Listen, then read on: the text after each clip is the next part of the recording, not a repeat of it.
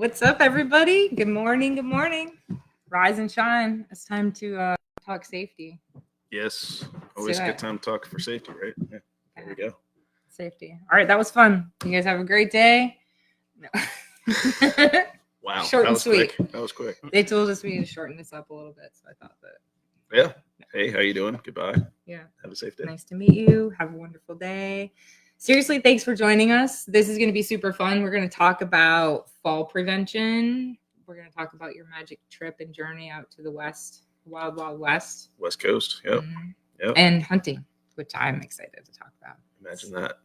Caroline's on a show and we work in hunting. Imagine that. I don't know how I did it, but here we are. It is that time of year. Yeah. I mean, I'm a big hunter. I know you hunt when you can. I know Kevin does a lot of outdoor stuff. So I think it's a good topic for all of us. For sure. And this time of year, I mean, we get into it and, you know, we talk about holiday brain next month, which we'll talk about on next month's podcast, but we also talk about hunting brain, right? Because what happens to you when you get into doing something, you're starting to think about, okay, the stand, got to feed the deer, got to do this, got to do that. I get it. Yeah. But, I usually get more distracted by guys than the holidays, but I feel you. there you go. There you go. Major distractions. So No we'll good. talk about that. We're not going to talk about guys, though. I'm pulling up the live stream. Guy safety. It's not Sorry. that kind of show. Anyways, so I'm trying to pull up the live stream. So if you guys want to ask questions as we're talking, you can go right in the comments and say, hey, you know, Caroline, you have something in your teeth. Thank you very much. Let me know. That would be wonderful.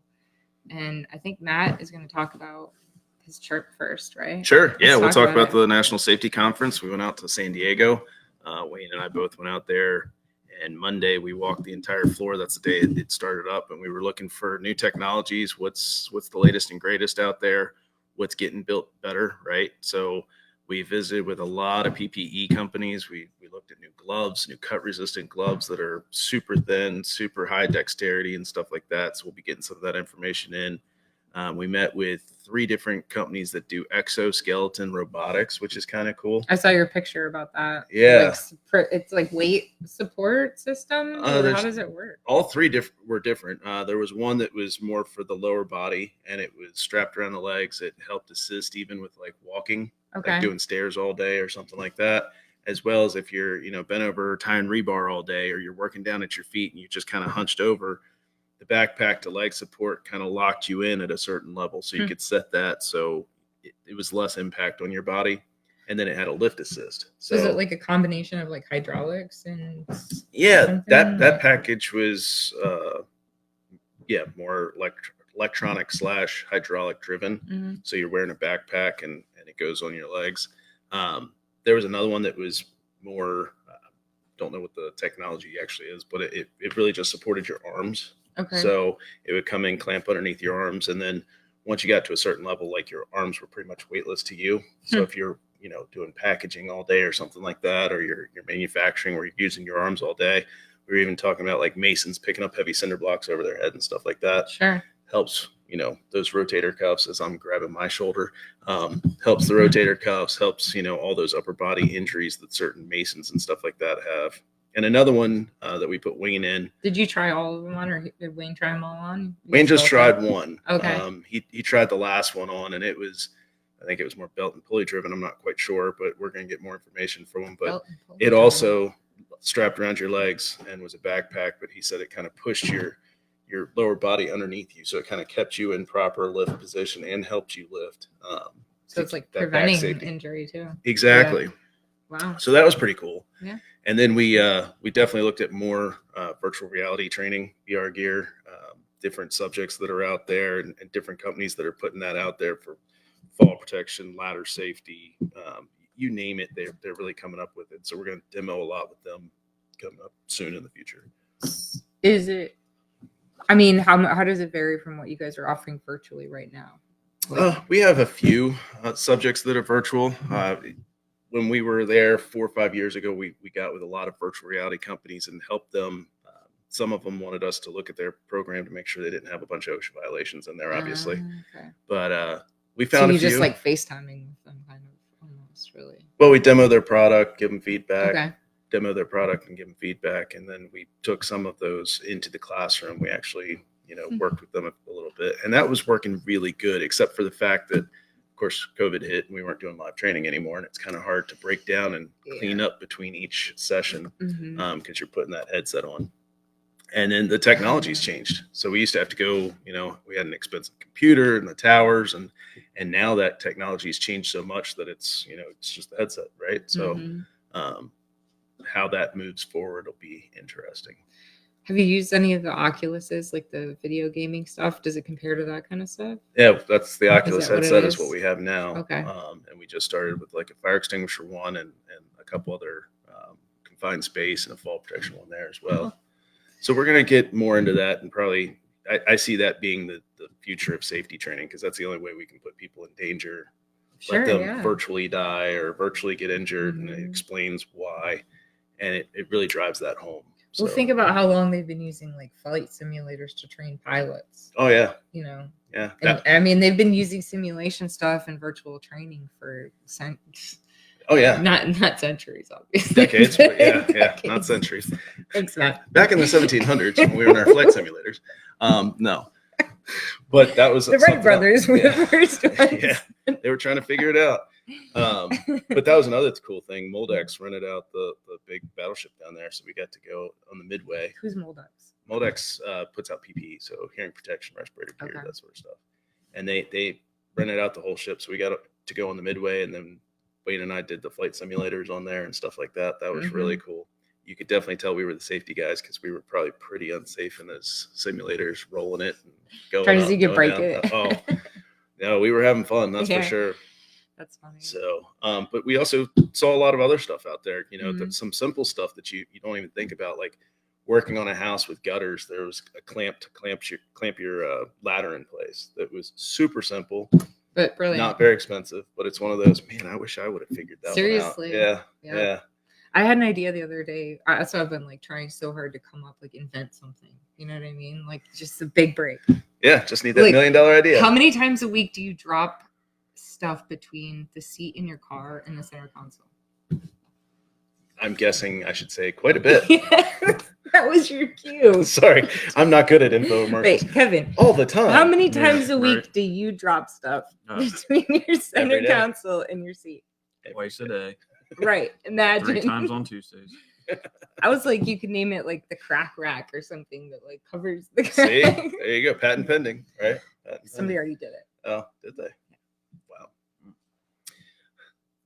Anyways. First or last. That's right. So true in this case. That would have been probably a life-changing invention. Well, I'm really like one that we saw out there that was super simple. It was basically a wedge that goes on roofs. And if you watch roofers, they go up with basically an old like sofa cushion, basically. Yeah. And to save their knees and help them get grip. This, you just drop it on and you can jump up and down on it. It's not moving anywhere. So something super simple like that that can help these guys. Probably helps with weight distribution with the shingles too. Yeah. I mean, it's because you get a lot of broken rafters putting shingles on roofs. We've watched quite a few people go up there, and do they know how to wear fall protection correctly, right? And do they wear fall protection when they go up there? Yeah, that's kind of. I have a roofing company right now that I work for, and she is adamant about fall protection. Good. Every time I come to video, there's usually like 3 or 4 people up there, and they usually always have tied off with their harnesses and whatnot. So good. Let's hope they're doing it properly. But I'd love to have you give them some pointers. Hey, let's do it. We can make that happen. We can make that happen. All right.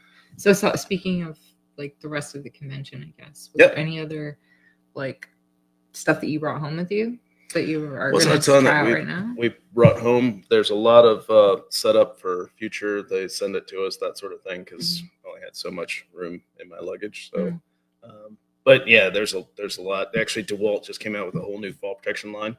Okay. So we met with them a little bit and talked to them about their fall protection line. Met with a lot of different fall protection manufacturers. Just looking at the anchor points and that sort of stuff. There's a really cool thing for flat roofs and leading edge work where it's basically 2 carts with a rat line system that you can tie off to and put 2 people out there and have them actually secure and safe, and it rolls when you need it to, and it doesn't roll when you don't need it to, which is very important. So there's just a bunch of new technology like that seem to be very cool. So that is really cool. Get some information. Yeah. So is this something that's been going on for years and years and years, this show? Yeah, Yeah. and National Safety Council puts it on pretty much every year. We try to go out every 2 to 3 years just to kind of keep track of what's new. Even our software that we use to do our site inspection reports, that's where I found them. And every couple of years, we look at all their competitors as well and make sure we've still got the Shop latest and around, greatest. yeah. Yeah, Be competitive. for sure. That's cool. Well, I mean, I think we can talk about our fall prevention stuff a little bit more. Sure. Um, So on the last episode, somebody talked about being in tree stands without fall protection. Just saying, not going to point fingers. Mhm. I've been hunting my whole life and I've never worn a harness, not one time. So this was actually gifted to me because I said that I didn't wear harnesses. Someone gave this to me and I'm still such a stubborn whatever that I haven't even opened it. So I'm sorry, Lee. I apologize. We're going to change that today. So we're going to kind of put you in one of these, and then we'll actually look at a regular fall protection harness that we use on site. Mm-hmm. Again, we talk about different brains, and one is big, and that's hunting brain. And if you're into bow hunting, you're already engaged. Your brain's already engaged, right? Out there checking out your tree stands and your cameras and all that fun stuff. But you pay a little less attention to work, and you kind of think, well, safety is just for the job site or whatever. I'm here to tell you otherwise. Yeah, not to mention when you get buck fever. Oh, yeah. And you're shaking and Oh, yeah. you know, like you can barely feel your fingers. I totally forget that I'm in a tree stand when a buck comes in. Oh. Like it's just me and that buck. I'm not thinking about falling. I'm not thinking about nothing. My brother, who's also a safety guy, he and I were in a tree stand together, and I was a lot younger, and a huge buck came in, and he's behind me, couldn't get around me. He wishes he could have, because Could shot it. I sat there, and to me, in my brain, I already pulled back on him, and I already let the arrow fly, and we were actually picking him up. And when he left, I just kind of sunk down. I never even drew. I had full-on buck fever, so bad, but I could have fallen over. I was shaking. That gut was turning the whole 9 yards. So I get it. Yeah. But we'll talk about how to stay safe in a tree stand a little bit. We'll actually put you in this if you want to do that, and then I do can want to, put you 'cause- into a regular harness, like that we use in construction. I think you should put the regular harness on, and I can put this one on, and then we can compare them side by side. Sounds like a fun plan. I just got rooked into that. But okay, so as we do this, we talk about fall protection. These harnesses that you're using are for construction. Like people use stuff like this when they're doing high-rise stuff. Anything over 6 feet. So OSHA Okay. says if you fall more than 6 feet, you have to be protected. The fun thing is if you fall 6 feet, you hit with about 10 times your body weight. So that's all kinds of fun. All right, we're going to use some cutting away from us safely, right? She whips out the super sharp knife. Hey, sharp is safe. Sharp is safer than dull. Mm-hmm. This box has never been opened. I just wanted to show me opening it on the air. There's no gimmicks. There's no tricks in this box. Someday I'll open it. And I can tell you from when I first used fall protection in tree stands, it came with basically a loop that went around your chest. Oh, look at that. Safety instruction. Instruction manual. What do we do with that? We throw that away, right? No. Read. We look at it. There's a CD in here. Oh, wow. Do you have anything that plays that? It's a DVD, actually. Do you have I anything that think my plays that anymore? Expedition actually has a DVD player built into the car, so Okay. I have to watch it in the car. All right. But So we'll unpackage this. all right, so we have some straps here. Yep. So one time when I was in the tree stand, the reason I'm interested in this now is that I almost had a heart attack and died in the tree stand. I had a climber, and I basically had it shift on me, and I've not used a climber since. So I think maybe once I untangle this and get used to wearing it, maybe I can actually use a climber again. So for construction purposes, we always look for the back D-ring or the attachment point. All right, that's going to be the inside, so we need to figure out how this all works out. That's going to be your attachment point. When you, Okay. So that's the part that connects to the tree. Yes. All right. So So we see you're gonna that's put the my inside. legs in this part first. Well, we want to get it right first. I'm just ready to jump in. Like most, everybody just wants to skip to the front part. And according to the instructions, you can use this with various tree stand styles. So this is something you can use as a climbing stand or a ladder stand. But you wouldn't suggest using this for construction. No, this is not construction. And we'll Not talk about the construction difference. grade. We will talk about all of that. Okay. So, as I understand this, put this on like a jacket over top of your hunting gear there, your scenic hunting gear. And then you'll find your leg straps. And I'll do the same thing with a construction one here. You find your back D-ring, get your leg straps right, get your harness right. And then again, I'm going to put it on like a These are jacket. kind of fun little clips. Yeah. Now with a construction one, what we want to do is make sure there's no twists. And down here, there's something called the subpelvic strap, okay? Or as we say in construction, the butt strap, right? We The want that technical term. underneath that we actually sit into it. Bring our leg straps around. Tighten it up. These are literally just buttons. They are just buttons. Feel safer already. Hey, I'm gonna wear it. I'm gonna take pictures. I'm gonna go hunting tonight wearing my harness. actually, leave this one undone. So here's the difference. Got buckles here. Of course, they clank in the woods, right? Schnaps don't, right? Is that the difference? You Well- think the quietness? That's one reason to have them. I can tell you for those that I don't recommend this, but I will say a lot of older harnesses that get taken out of service are actually not too terrible shape. Some people make them their hunting harness. Mhm. They'll coat these, which again, you're Yeah. going past the manufacturer stuff, but that way they don't clink in the woods or they tape them or something like Put that. like electric tape around it. Yep. Hockey tape.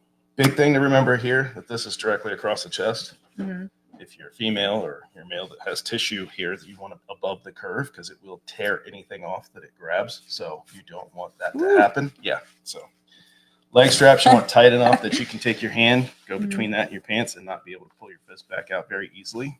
Okay. So I need to tighten everything. But I mean, if I were to adjust this on top of all my hunting stuff, it probably would be Correct. tight right Yeah. now. But I need to wear it on top of my gear. On top. Okay. Yeah. And again, in fall protection gear, you want to make sure that subpelvic strap is down low. So when you fall, you actually take the impact like you're sitting in a swing, right? You don't want to take it to your inner groin. You don't want to take it to your chest. Okay. The whole reason for that is it can dissipate. You sit down in it, it causes less damage. If you take it all to your groin, femoral artery is about the size of your thumb. Okay. And if it's slack or if it actually damages that, you can bleed out pretty fast. So Really? yeah, being in a harness that's incorrect is almost more dangerous than Not maybe being no on at all? harness. Yeah, so it can still be fatal. I've always just thought like climbing in and out of my tree stand, I already have like all this stuff like that I've got, like my backpack and my crossbow strapped on and whatever. So I've started using a rope to like pull my stuff up instead of trying to carry it all up with me. Sure. So I can facilitate having something else on me. But I imagine all of this would get tangled if I was trying to climb with it. Yeah, but if I And hook a bag here, right, and oh now yeah, I I climb could up. carry it up behind Oh, me. check that out. Dang, yeah. look at you. Yeah, look at that. Sheesh. So, and you can strap it to you. You've got different I could things. strap to- all kinds of stuff to me. Yeah, you got all kinds of fun stuff there. Another big difference, like putting my leg strap away like this. Mhm. If I were to snag on, say, a nail or something, it can bail me right out of one side. If I snag on that same nail, it's not going to bail me out because it pushes down onto the clip itself. So just some, tidbits there. So what was that? Why? What did you do? What's the difference? Oh, because you don't have this thing on it? Yeah, I didn't tuck it away. Gotcha. So if I don't tuck that away, like this So it side, could grab on it. it can grab and then I'm So right you don't out. want a bunch of stuff hanging off of you, basically. Correct. Or being around things that can snag you. Sure. But if I just tuck it away, it can't do that. So then I've got this. So this is the body harness. There's three parts, right? Body harness, anchor point, and connection device. Well, what are you going to anchor to in a tree? The tree. The tree. So how big of a tree are you in? Right. You gotta have a big. Well, I'm usually in pretty big tree. Good, because Yeah, if you're my I don't brother like who small likes to be up trees. in the little saplings, like I don't like the blowing in ones that breeze, move. Yeah, If it moves, it gives me like sure. vertigo almost. I'm like, no, I don't like that feeling. So So let's look at the way you're going to connect in. my trees are usually like at least a big around. Good. Mhm. Because in construction, we want 5,000 pounds or twice the intended load. I feel like Can you tie a Unless- truck and hang it off the tree? probably, Okay. yeah. the ones If that- not, we go to twice the intended load, right? So what's that mean? Well, I weigh X number. Okay. I weigh 220. So it just needs to hold 440. No, I just said if I fall 6 feet, I'm going to have 10 times my body weight. So I'm going to hit 2,200 pounds. Mm. So twice that's 4,400. Okay. So I need to start kind of keeping some of these Think like- calculations. Human body falls 32 feet per second squared. What's that Mhm. mean? It means you're going to hit with force. That's what that means. And most of the tree stands I have are like double man stands, so they're huge, and a lot of them have like two seats that are even banked a little bit away from each other. Oh, cool. So the tree stand itself is intended for trees that are Sure. like larger. So I'm all for that. But I did have, like I said, I had a climber and I hunted by myself. And another thing I've started doing is telling somebody like when I'm going hunting. That's a smart move. Yeah. What should I be doing? Oh, that's the tree. You're This is the tree. So you want it high, Uh-huh. high as possible. Okay. So you don't have any fall time. Yeah, Mhm. the less So fall you're time just- you have, the less force you get to Mhm. activate, right? So if I have this up here, and now, Even if I'm hunting, Lean just to forward keep a me little bit. stable. Yeah. so Right. what do we do as hunters, right? Especially with a bow, full draw, right? And Mhm. that buck walks around the tree, all of a Oh, sudden yeah. I'm leaning out. I forget there's a fall right there. Totally I forget that I can go, yeah, everything. the brain's all focused Yeah. right there. And Same I'm thing not in- hunting with a crossbow anymore, so it's a lot more movement, a lot more. Sure. Yeah. So you're trying to get around that tree and then Mhm. whoops, then you fell. Right. So that one can actually lock in. So for hunting purposes, there's your harness. For us in construction, again, we want to be properly fit in it. Both of them are important. Always have somebody kind of pick up that and see how Just much check slack and you make have. sure. And you'll go, okay, I need to adjust that. You'll start Yeah. to feel where it's going to grab and how it's going to pitch you. And you need to get adjusted.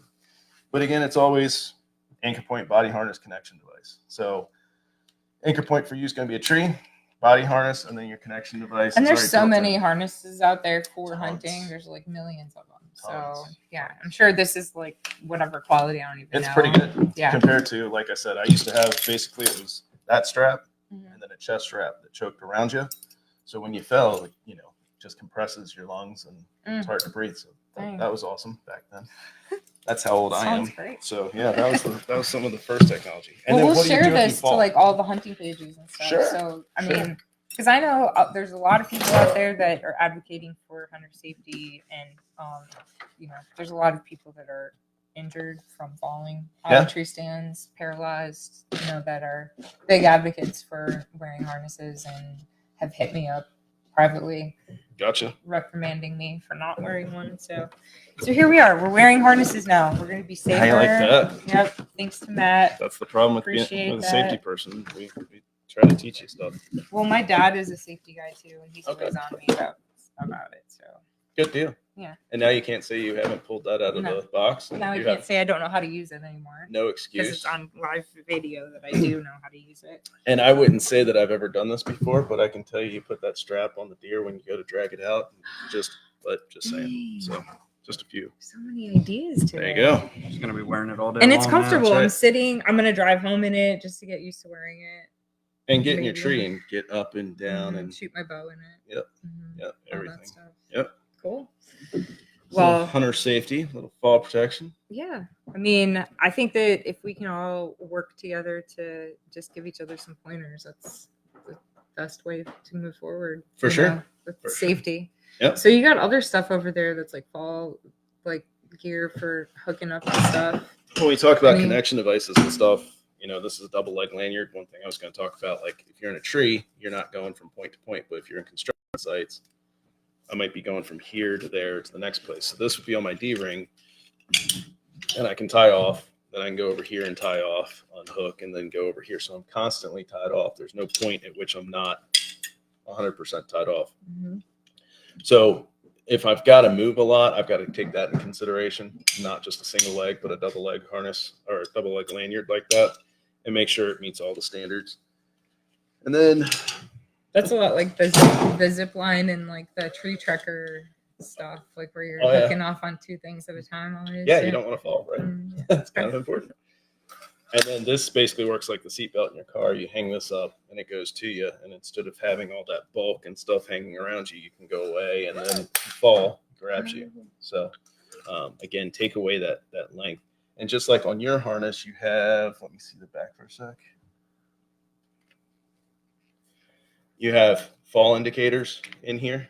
Okay. Mm-hmm. So if you rip this stitching, it's seen a fall. So same thing we have in a regular harness, we have little indicators that are built in. So if it sees that shock, it'll open up and you should never use that again. It's a one-time deal. If it saves your life, Really, that's it. get rid of it. So if get another one. I fell, I'd get a new harness. Yes, get a whole new harness. And a new pair of pants. Probably whatever else that may have gotten destroyed in that situation. And then connection devices for us, like residential, this is just a cheap, like a pretty easy little nail down strap. So they actually nail in a certain pattern. And then we attach those for here. One thing that I used when I was hunting more is I had basically the same thing and it wrapped around the tree and it had another D-ring. So that's what I was gonna. So that part that you had, I could use anything to hook to, couldn't I? As long as I have something that's safe and secure. Whatever I don't the need to use manufacturer that. tells you. Are you So okay? I'll have to look at this the manufacturer is instructions. going to tell you they have to use what they've tested, which is Okay. this. Gotcha. And they're using what's called restraint, not fall protection. That's why you've got the snap fronts and stuff like that. Mhm. It means you should set it up in a way that you can't fall. You can't actually engage the fall. If you engage the fall, then there's a lot more force, and that's going to put some, force on your chest strap. Right. And Because if you are off of the main platform, you're effed. well, if you're using a ladder If you stand like fall. you do, Mhm. then it's not as bad, right? So Just grab it ladder and climb stands, you back can, up. you can Mhm. usually fall by and you can work your way back up. The old Mhm. climbers, like I used to use, Mhm. You're yeah, done. you're pushing to get your platform to fall down to where you can get back on it. Mm. I speak from experience falling off one myself. So yes. I'm telling you, I've never had scare like that. That was the hottest flash I've ever had so far. Yeah. I can I tell you. like sweated, my whole everything. It took me a few minutes just to compose myself enough to get down. That was scary. My whole family's hunted, and I think everybody's either fallen off of a tree or with a tree. My brother Chris fell, and the tree was a lean-to already, and it just went the rest of the way, and he rode that one down. Mm. My brother that was talking about, Rob, and I were going in hunting, and my dad went the other way, and you could hear him going up the tree, and then you heard him fall. We're like, do we? And then we heard him get back up and go, he's good. Then we went off. So yeah, not always the safety guy. We should have checked that out. You should have probably checked in for Yeah, a second. yeah. We heard him moving, so there was no screaming. We You were don't want to good. mess up the hunt. That's right. Well, I mean, Kevin, you have hunted a lot too, right? Do you I was hunt with a younger. ladder stand or anything? That's what I used to hunt with, was a ladder stand. Yeah. Yeah. And you don't use a harness either, do you? We're not going to talk about that.